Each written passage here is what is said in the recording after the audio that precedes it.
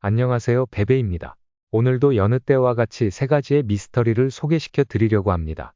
재미있게 봐주세요. 첫 번째 이야기, 불청객의 비밀. 숨겨진 이야기가 시작된다. 결혼한 지 2년이 되었다.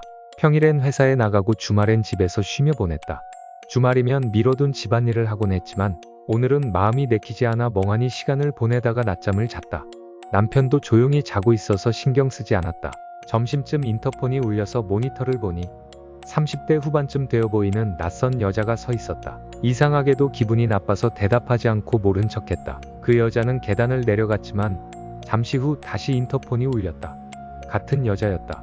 이번에도 대답하지 않자 그녀는 다시 사라졌다. 저녁에 반찬거리를 사러 나가려 현관문을 여는데 편지함에 셀로판지로 감싸진 꽃 한 송이가 놓여 있었다. 시들어버린 국화였다.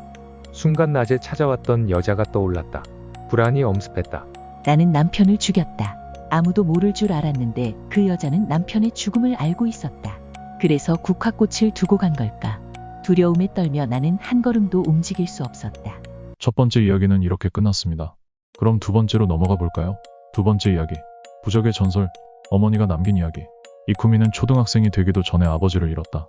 어머니는 홀로 이쿠미를 키우며 고등학교와 대학교까지 뒷바라지했지만 과로로 인해 결국 중병에 걸렸다. 상태가 조금 나아질 때마다 다시 일을 시작했지만 어머니의 병세는 점점 악화되었고 더는 버틸 수 없다는 것을 깨달았다. 어느 날 어머니는 작은 부적이 든 주머니를 이쿠미에게 건네며 말했다. 이제부터는 혼자 살아야 해. 하지만 정말 견딜 수 없을 때가 오면 이 주머니를 열어보렴. 얼마 후 어머니는 세상을 떠났다. 어머니가 남긴 부적은 이쿠미에게 유일한 위로가 되었고 그는 목욕할 때를 제외하고는 늘 그 부적을 몸에 지니고 다녔다. 어느 날 친구들이 그 안을 열어보자고 했지만 이쿠미는 단호히 거절했다. 그러나 정작 그 안에 무엇이 들었는지 가장 궁금했던 것은 자신이었다. 집에 돌아온 이쿠미는 주머니를 열어 작은 종이를 꺼내 펼쳤다. 그 순간 이쿠미는 놀라 숨을 쉴 수 없었다. 종이에는 이쿠미 죽어라 라는 무서운 글귀가 적혀 있었다.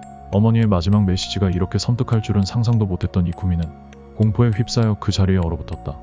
두 번째 이야기가 끝이 났습니다. 그럼 바로 세 번째 이야기로 넘어가 볼까요? 세 번째 이야기. 양팔의 전설. 두 팔이 전하는 메시지. 양팔이 골절되어 병원에 입원한 지 며칠이 되었다. 두 팔을 깁스한 채 침대에만 누워있자니 지루했지만 이인실을 쓰던 옆 환자와 금세 친해졌다. 우리는 매일 가족 이야기, 취미 그리고 서로의 상처에 대해 얘기했다. 그는 한쪽 팔이 없었지만 늘 밝은 성격으로 병실은 웃음소리가 끊이질 않았다. 그러나 오늘이 드디어 퇴원 날이었다. 퇴원 수속을 마치고 병실로 돌아오니 이미 어두워져 있었다.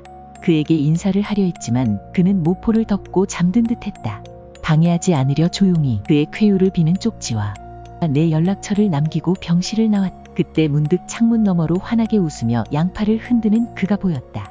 뭐야, 일어나 있었구나. 나는 그 순간 그가 이미 세상을 떠났다는 것을 깨달았다. 눈물이 차올라 더는 볼 수 없었다.